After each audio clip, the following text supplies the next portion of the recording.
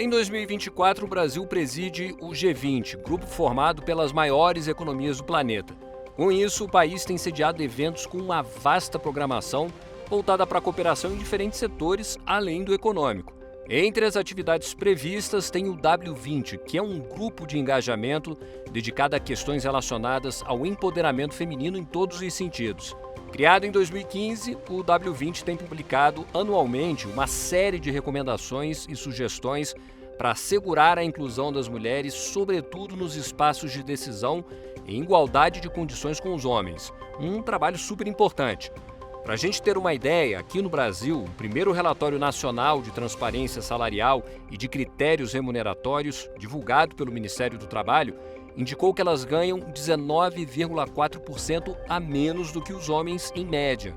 Outro levantamento feito pela Confederação Nacional da Indústria também mostra que a participação feminina em cargos de liderança precisa avançar mais. Hoje elas ocupam menos de 40% dessas vagas gerenciais. Eu sou Bernardo Menezes e vou conversar agora sobre as principais pautas que marcam os debates da edição brasileira do W20, agora no Além da Energia.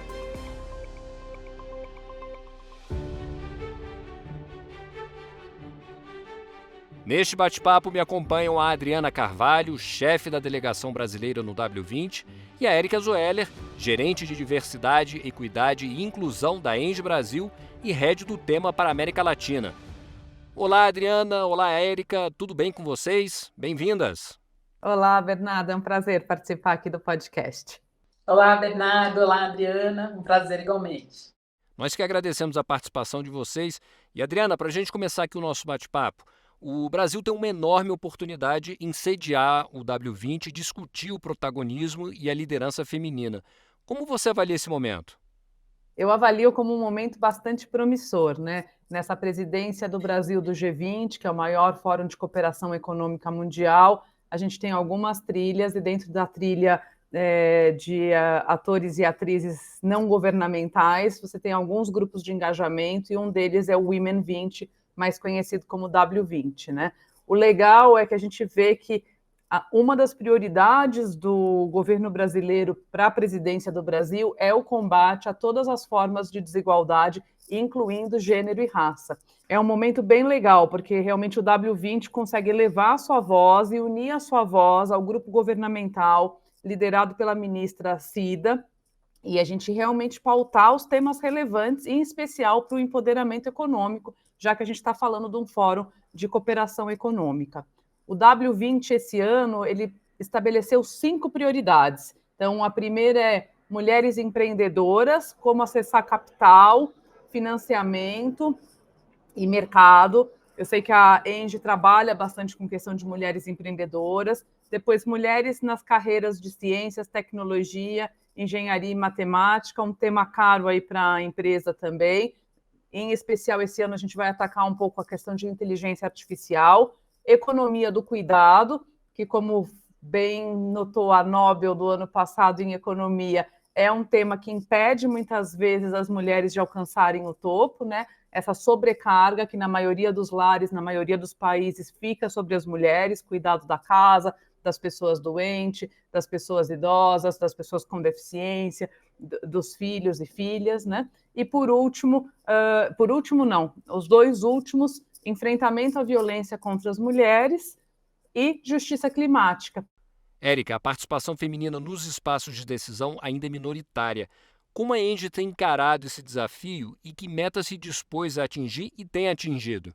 No que diz respeito ao escopo do setor privado, aí eu posso sim dizer em nome da ENGIE, como é que a gente tem encarado esse desafio? Bom, eu diria a primeira coisa foi ter tomado consciência da necessidade de se falar sobre esse assunto. Lá em 2019, a empresa começou a estruturar isso de uma maneira mais, como se diz, gerenciada, né? Assim como qualquer outra área dentro da organização, a temática de gênero veio também à tona para ser gerenciada junto com o negócio. Então, dito isso, a gente vem trabalhando para mostrar para as pessoas entenderem os motivos pelos quais, dentro de uma organização, é necessário falar desse tema. A gente pode dizer, de maneira geral, que a ENGIE tem um posicionamento da sua liderança, da alta gestão, bastante bastante enfático. E não por acaso, quando a gente começa a falar de conscientização, construir essa trajetória, falar de vieses inconscientes, surge o primeiro programa global voltado a gênero, que é o programa 50-50, ou seja, 50-50, com um objetivo bastante ambicioso de até 2030, né, a gente alcançar 50% de homens e mulheres, né, equilibrar essa paridade de gênero em cargos de gerência na Índia, globalmente falando. Então, tendo esse processo aí estabelecido, a gente consegue dizer que é um grande desafio, uma meta que está posta e que as lideranças estão engajadas. E o que você destacaria nesse processo?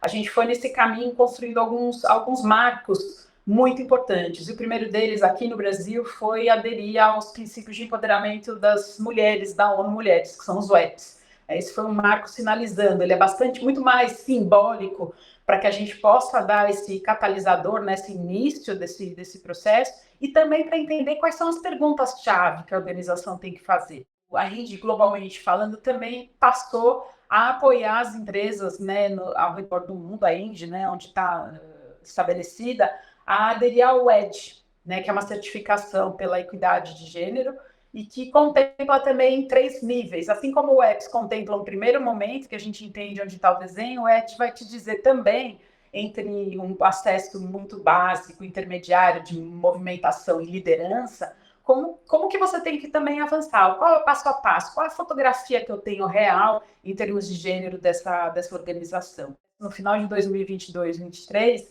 a gente lança uma política global chamada BU at End, ou seja, essa política vai abranger 5 pilares, não somente o de gênero, então a gente vai trabalhar raça, etnia, geracional, LGBTQ, e a mais, para que a gente possa dar reforço e impulsionar, não somente falar de um pilar, que é o de gênero, super fundamental, é a base para a gente poder estar falando, inclusive fazendo o link com os ODS, do ODS número 5, né, que a gente tanto falou agora lá na ONU, da importância das empresas no setor privado se engajar, e a Indy está engajada sim. Nós temos metas de recrutamento de mulheres em cargos de gerência, e tem essa meta global que eu mencionei agora.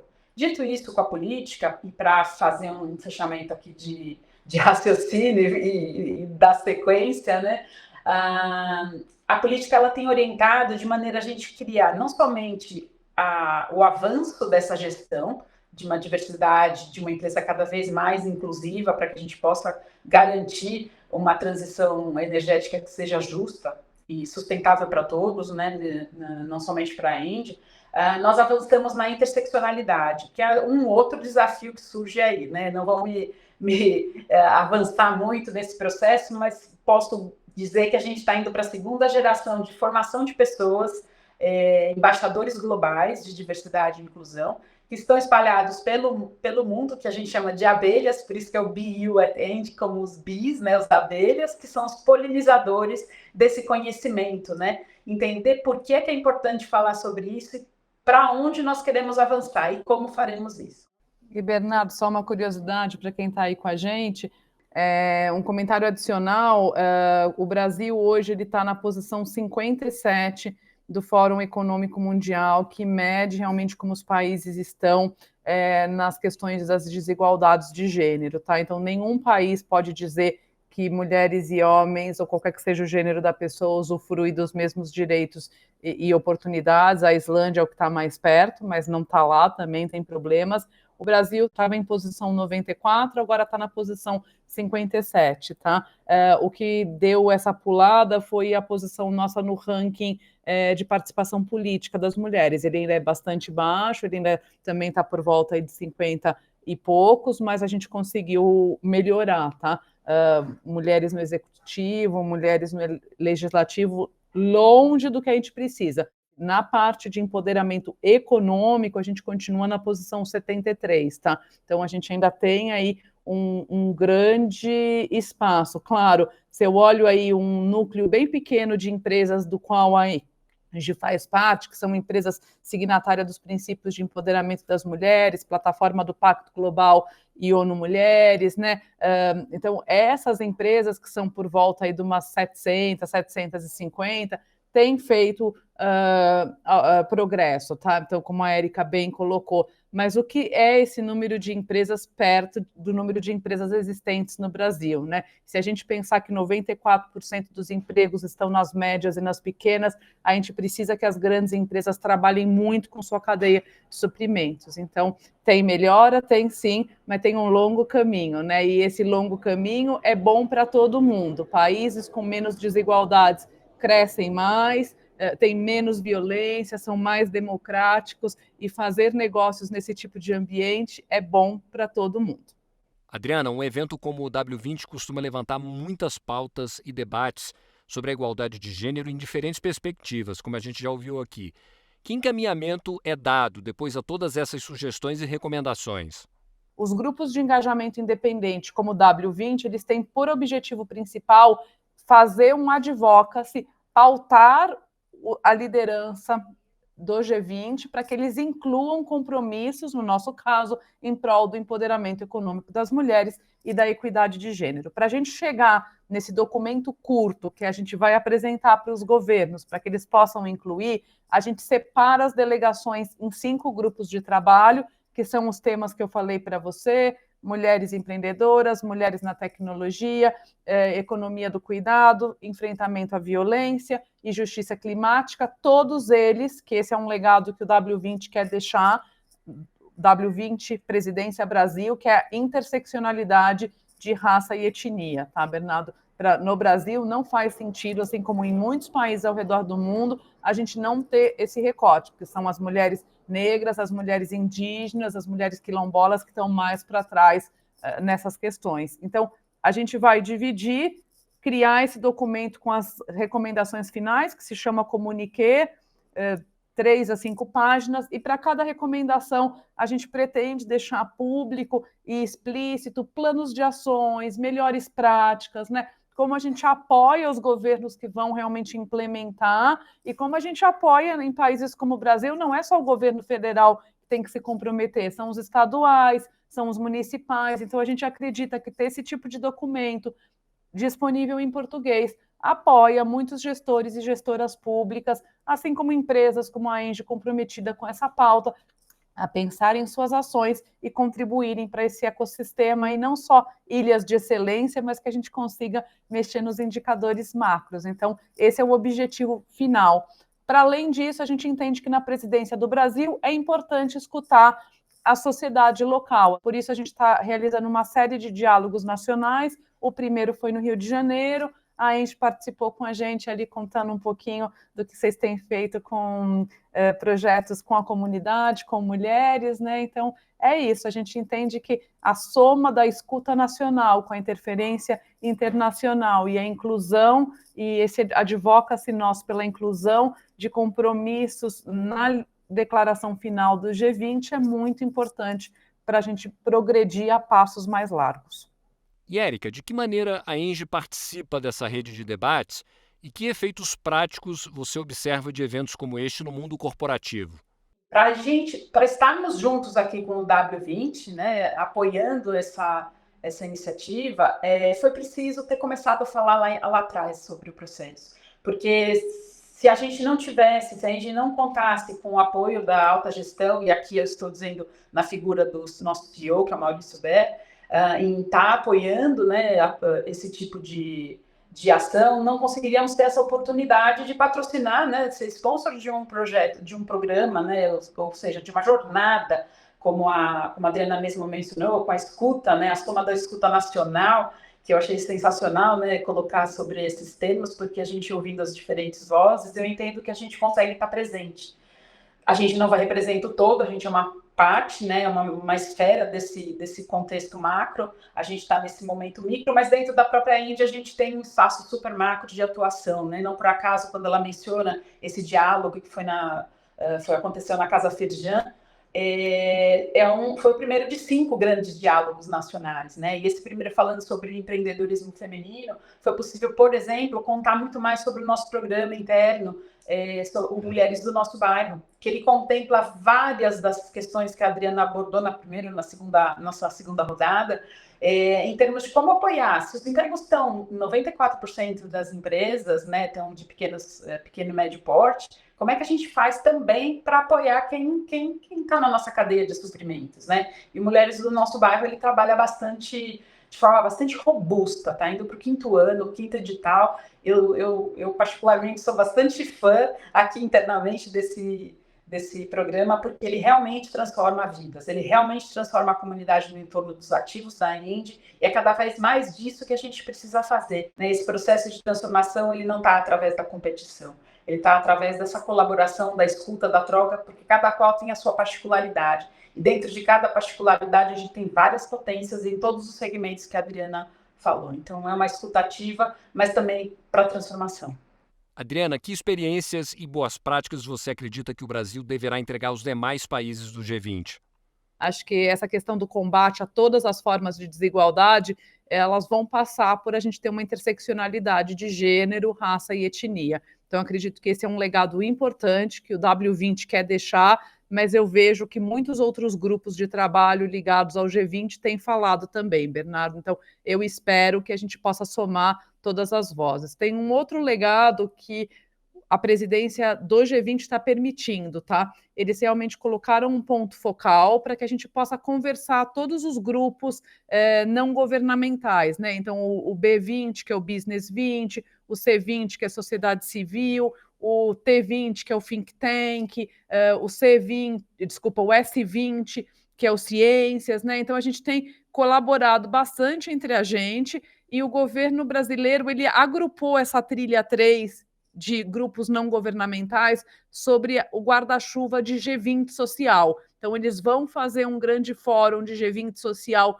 antes da cúpula final. E, por último, a presidência do W20, a gente está querendo deixar muito mais orquestrado o conhecimento gerado pelo W20 desde 2015, quando o grupo se reúne, né? Então, a gente está aí com uma plataforma onde esse conhecimento vai permitir que as delegadas, né, e tem acho que 2 delegados, tá? O resto são só mulheres delegadas, possam realmente ver essa história, mas para além da gente ver internamente como grupo W20, a gente quer que a biblioteca, que são esses documentos de plano de ação, de recomendações passadas, de recomendações desse ano, de melhores práticas, de índices, eles possam se tornar público para a sociedade como um todo, não só no Brasil, como em todos os membros e não membros, né? Porque o que acontece no G20 também inspira outros países. Então é isso, é bastante ambicioso, mas a gente está animada.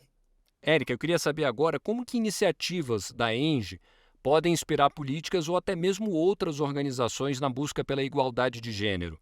Olha, Bernardo, eu entendo que é a gente caminhar, né? Fazer o tal do walk the talk. Então, antes de contar, a gente tem feito uma lição de casa bem intensa dentro da ENDE, nas suas diferentes entidades, nos seus ativos, enfim, de maneira que a gente consiga entender que, embora apoiando, fazendo toda uma proposta de advogar pela temática, né? Mas não somente isso, como também ter metas claras, né? Os KPIs aí de direcionamento para que fique estabelecida essa gestão que eu mencionava anteriormente. Precisa de uma gestão contínua, né? Monitoramento desses dados. E acho que vale a pena ressaltar aqui que nós fizemos um passo bastante significativo ano passado, que foi a primeira realização de um censo demográfico interno na ENDE. E isso nos permitiu conhecer um pouco mais de quem somos, né? Quem somos aqui, como contribuímos dentro dessa ENDE. Porque se a gente quer uma ENDE mais diversa, a gente precisa ter inclusão nos nossos planos, nos nossos projetos, para que sim a gente tenha diversidade na nossa gente. Então, dito isso, a gente influencia contando, falando e convidando as outras pessoas a construir também esse roadmap. A gente tem comitês internos em toda a região, inclusive aqui no Brasil também, para que a gente possa discutir as principais temáticas. E uma que os embaixadores que eu há pouco mencionava, né, os BIs, os embaixadores de diversidade e inclusão da nossa política, BI e ENDE, estão participando de workshops desde o ano passado para que eles possam, de fato, ali, espalhar esse conhecimento. Assim como existe o Climate Fresk, né, o mural do clima, existe também o Diversity Fresk, que é o mural da diversidade. Ou seja, estamos formando cada vez mais grupos treinados. Eu vou corrigir então aqui ao vivo, né, porque não é um treinamento, isso é um workshop. é um aprendizado coletivo, onde a gente não é treinado a replicar, e sim a entender e compartilhar. Por quê? Porque não tem uma resposta única nesse processo. Nós estamos chegando ao final do episódio e, Adriana, você gostaria de deixar uma mensagem final? Obrigada, Bernardo. Gostaria sim. Eu acho que cada ação importa e o que é importante é a constância, tá? Então, minhas duas reflexões: todo mundo pode fazer sua parte, tá? E a gente precisa que todo mundo faça a sua parte. Mudar as suas ações pessoais e mudar as lógicas institucionais que estão ao seu alcance mudar. Érica, gostaria de complementar? Acho que depois de toda essa conversa bacana que a gente teve com vocês, acho que é deixar um chamado para todos e todas aqui dentro da ENGIE, extrapolando também os espaços da ENGIE para todos que possam, né, ter o alcance desse podcast, para que sim, é possível. E para que seja possível, a gente precisa caminhar, mas caminhar juntos, né? Tem um objetivo comum, claro, para todos, para que a gente consiga fazer essa transformação de maneira sustentável. Muito obrigada, viu, Bernardo? Adriana, sempre um prazer falar com você. Um abraço a todos.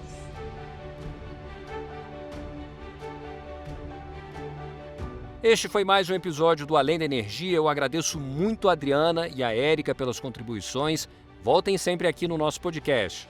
Bernardo, o prazer foi meu. Érica, como sempre, é um prazer participar dessa conversa com você e agora com o Bernardo também. Um abraço. Obrigada, Bernardo. Obrigada, Adriana. Sucesso ao Além da Energia, que a gente continue caminhando juntos. No site da ENGIE você encontra mais notícias sobre o setor de energia, cidades inteligentes e transição energética. Para quem já nos acompanha, não esqueça de curtir e seguir o canal da ENGIE no YouTube. Acompanhe também o podcast nas principais plataformas de áudio. Até mais!